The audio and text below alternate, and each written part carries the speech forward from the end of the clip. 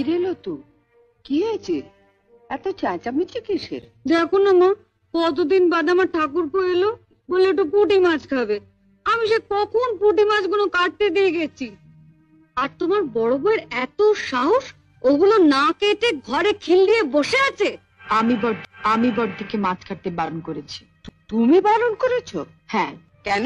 মা বিয়ের পর অনেক আশা নিয়ে স্বামীর ঘর করতে এসে ঝিয়ে কাজ করি, এটা আমি কিছুতেই মেনে নিতে পারবো না।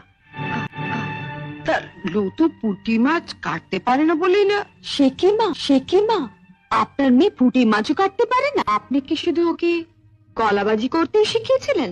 শুনলে মা, শুনলে? ঠাকুরপুকে যখন পুঁটি মাছ খাওয়ানোর এতই শখ, তখন মার কাছ থেকে পুঁটি মাছ কাটাটা শিখে নিলেই পারো।